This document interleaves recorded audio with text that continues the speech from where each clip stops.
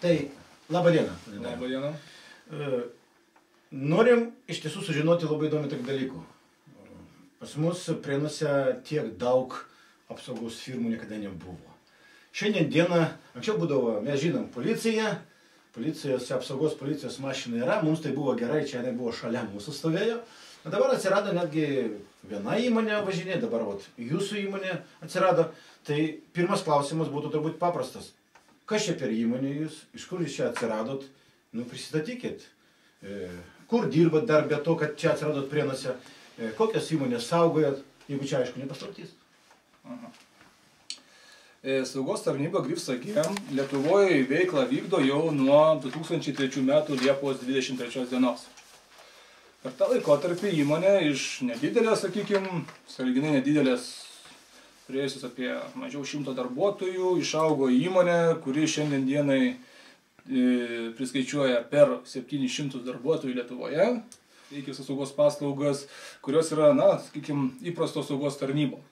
Tai yra tiek techninė apsauga, tai yra saugome techniniam priemonėm, sakysim, saugomus objektus, ar privatų būstą, ar komercinės paskirties objektus, į kuriuos reaguoja mūsų greito reagavimo ekipažai, tiek teikime fizinės apsaugos paslaugas, tai yra budėjimas postuose, budėjimas, sakykime, prekybos centruose, tai teikiam techninių sistemų įdiegimo paslaugą, tai yra tų sistemų priežiūrą, remontą. Teikiam kitas paslaugas, kurios, na, irgi būdingos, sakykime, saugos tarnybom, tai kaip krovinių palyda, sakykime, vertybių palyda, konsultacinės paslaugos įvairiais tokiais apsaugos klausimais, rizikos vertinimas. Mes nuosekliai vykdom plėtrą ir Lietuvoje. Tai, sakykime, tas atsiradimas mūsų Prienuose ir Birštone, šiuo atveju mes kalbam, tai yra toks nuoseklus mūsų žingsnis, įgyventinant mūsų tą plėtros strategiją. Čia kaip ir mūsų jau mano antras klausimas jau eina. Aš norėjau patiksinti užsienio kapitalo įmonės, kad taip, dėl to, kas yra, ar Lietuvos piliečiai, ar ne mūsų šalies piliečiai, esą pagrindiniai akcininkai, jūsų šitos kompanijos? Pagrindiniai akcininkai yra turbūt daugiau skandinavų fiziniai asmenys. Tai asmenys, kurie vysto verslą, apsaugos verslą Skandinavijoje, Norvegijoje, jie yra ir mūsų kompanijos pagrindiniai akcininkai, nors yra ir kitų asmenų, sakykime, privačių, kurie taip pat yra akcininkai. Dabar, aišku, tas klausimėlis, kad vis dėlto Prienai pakankamai mažas miestelis. Visada kalbama taip, kad kada buvo dar apsaugos policija, sako, tai apsaugos policija, jinai į mažus miestelius, o jau privatininkai, tai į didelius miestus, jie ten į mažus miestelius neeina. Tai kasgi pastumėjo, iš tiesų, ar tas, kad jau apsaugos policija nuo gegužės mėnesio, man atrodo, išvis nieko negalės daryti, kad jis jums saugoti objektų ir viskas jinai bus panaikinta, šitą prievolę jiems įstatymų, ar yra kokie kitos priežastys, kad jūs ir į mažus miestelius atėjate? Kaip ir minėjau, mes vykdom tokią nuoseklę mūsų plėtros strategiją. Mes turim planus plėstis visoje Lietuvoje, ką mes visus tuos metus ir darėm, tai mūsų auganti įmonė, pakankamai nemažai auganti, sakysim, kiekvienais metais ir, sakykim, buvo priimtas sprendimas, jisai priimtas jau dar seniau, negu buvo tos atėjo žinios apie apsaugos policijos buvimą ar nebuvimą. Vat ir mes tą nuosekliai vykdydami pradėjom plėtrą jau nuo 10 metų antros pusės. Sakykim, tai mūsų toks, galbūt, pirmi, sakysim, tokie taškai, kur mes paleidom savo greito reagavimo ekipažus, tai yra Prienai, Birštonas, Širvintos, vėliau išvažiavo mūsų ekipažai Varėnoje, vėliau Rokiškis, Zarasai, na ir yra dar numatyta visa eilė Lietuvos mažesnių miestų. Pasakykit, Dariau, o kaip jūs, sakot, Prienai, Birštonas, Širvintos, Varėna, o kaip jūs pasirinkat, kodėl ne Anykščiai, kodėl ne, skatysim, Neringa, kaip jūs pasirinkat, skatysim, tos, kad būtent šitose miestuose jau galima vykdyti veiklą, a kitose ne, nuo žmonių priklauso ar nuo kokios tai geografinės padėties? Yra keletas kriterijų, tai sakysim, vienas iš kriterijų, tai galbūt konkurencinė aplinka. Kiek yra, sakysim, kompanijų, kurios teikia apsaugos paslaugas arba panašias kaip mūsų paslaugas. Kitas kriterijus be abejo yra galbūt mūsų tam tikrų klientų buvimas ar nebuvimas tam tikrą miestelį ir jų planai steigti savo kažkokius padalinius, sakykim. Na, vėlgi mes atsižvelgiam į tokius rodiklius kaip galimas potencialus objektų, saugojimo objektų skaičius. Tai yra įmonių, gyventojų skaičius, sakykime, veikiančių įmonių realiai. Klausimas tas, kad jis bendrai šalyje, kokius jūs klientus, tokius rimtus, kurie turbūt žino kiekvienas vaikas Lietuvoje, jūs saugot ir kokies, kad jis iš tų tokių didesnių, jau tokių arba žinomų vardų jau saugomi yra ir Prienuose arba Birštone. Na, apskritai, jeigu tai paimti mūsų pačius didžiausius klientus, be abejo, tai būtų didėjai prekybos tinklai, tokie, Rimi Lietuva, yra UAB Moki Veži, Topo centras. Saugome dalį Orlen Lietuvos turto, yra vamzdyno apsaugą vykdome. Būtent Prienuose mes saugom kai kurių bankų bankomatus. Saugome vieną gamyklą, kuri gamina karkasinius namus. Žiūrėkit, iš tiesų, Prienuose dirba ir Birštone dirba jau viena bendrovė, mes nevertinsim ten jau kokią, sakykit, jūs konkurencijos nebijot, kad, kada, aišku, suprantu, kad klientui visada geriau, kada dvi bendrovės, visada galima rinktis, galima, skaitysim, pasakysim, kabutėse, išmušti galbūt į geresnės sąlygas, visą kitą, bet kaip jūs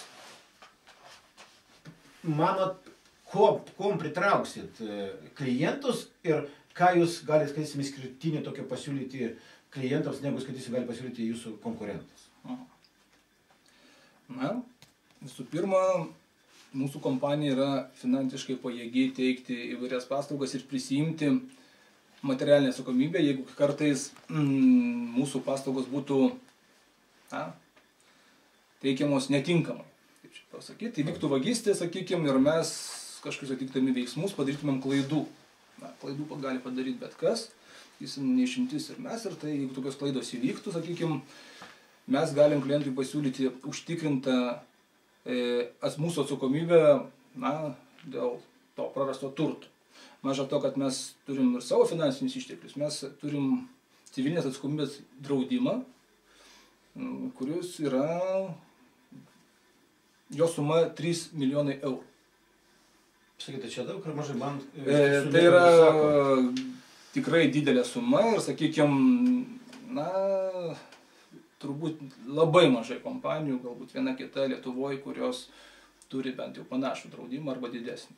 Kitas dalykas tai yra, sakykime, finansiniai mechanizmai, ar kaip pavadinti, mūsų patrauklus pasiūlymai gyventojams. Tai mes galim pasiūlyti apsaugos sistemas nemokamai. Tai, sakykime, jeigu yra poreikis šiandien dienai saugoti savo turtą, ir nesinori investuoti į apsaugos sistemą, mūsų apsaugos specialistai gali parinkti tą sistemą, sumontuoti ir mes galim teikti paslaugą tiesiog apsaugos sistemą suteikdami paslaugos naudojimo laikotarpį. Jūs mokėtumėte tik abonentinį mokestį už apsaugą ir turėtumėte tą pačią apsaugą. Čia kaip iš tiesų jūs išnuomojat savo įrangą, galim sakyti, sistemą išnuomojat, kada jeigu baigėsi sutartis, jūs tiesiog paimat savo įrangą ir išeinat. Galbūt nepaimam, galbūt mes tą įrangą ir paliekam netgi žmogui, kuris naudojasi tą sistemą, jisai toliau gali ją sėkmingai naudotis. Kitas dalykas, mes turim, pasiūlyti galim įvairių nuolaidų įmonėms arba tiems asmenims, kurie jau turi apsaugos sistemą.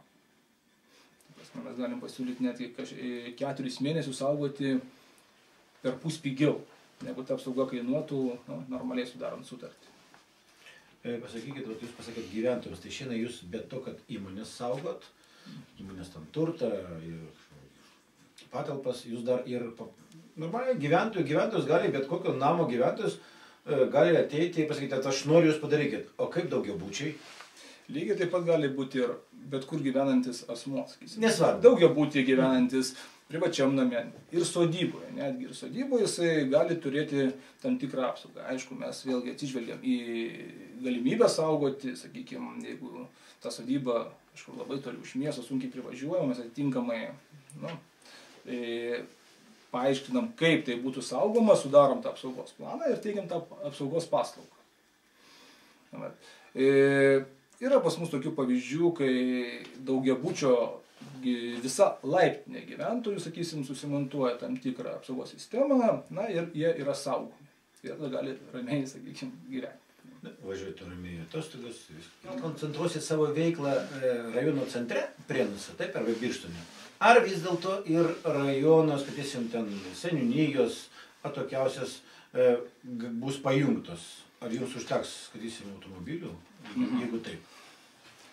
Na, atėjom mes su ilgalaikė strategija ir, sakykim, tikrai planuojam pasiūlyti apsaugą visiems norintiems, sakysim, ar tai būtų miesto centre, ar tai, sakysim, užmiestyje, ar, sakykim, na, sodyba, mes vis tiek pabandysim rasti apsaugos sprendimą. Realų apsaugos sprendimą, sakysim, klientui, kuriam reikalinga apsauga. Ir mes tikimės būti ten, kur bus klientai. Kodėl žmonėms būtina jūsų manymų saugoti turtą? Reikėtų kiekvienam tą klausimą ir užduoti. Kodėl būtina apsauga, koks yra tikslas ir kiek tos apsaugos reikia. Sakysim, tai. Iš tikrųjų galima pačiam saugoti savo turtą. Bet tada tikrai turi saugoti. Nes jeigu žmogus nedirba, jeigu jis neturi, na, būna namuose visada, tai taip, gal jam ir nėra poreikio saugoti. Bet jeigu žmogus palieka būstą, kažkur išvyksta, ar išvyksta į darbą, ar poilsiauti, ar kitą šalį, na ir jam tikrai atrodo, kad tai pas yra vertingo turto. O tas vertingas turto beveik pas visus yra. Tai jeigu tai pasižiūrėjus, tikrai vertėtų saugoti tą turtą. Sakysim, tikrai reikėtų patikėti tą daryti profesionalą, kurie išmano pačią apsaugą.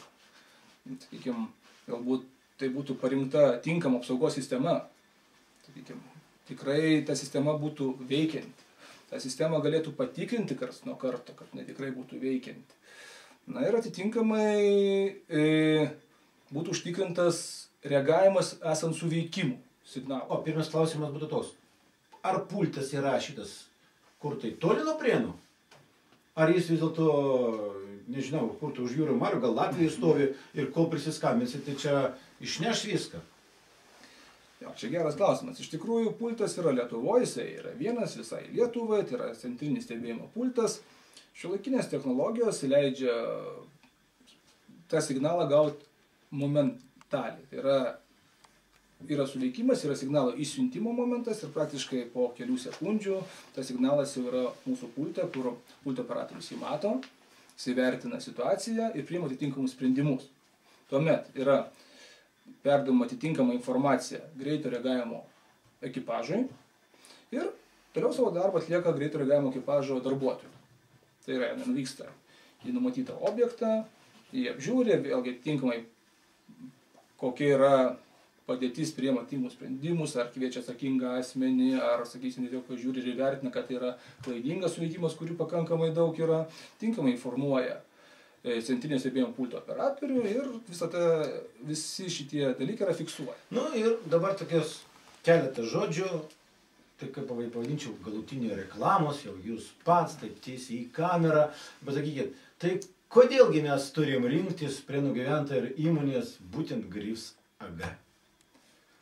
Na, noriu gyventojus, kuriems reikalinga apsauga, rekomenduoti kreiptis į mūsų atstovą, Vytautą Lankevičių, ar, sakykim, tiesiog į bet kurį kitą mūsų atstovą rašant ar elektroniniu paštu užklausimą, ar tiesiog paskambinant.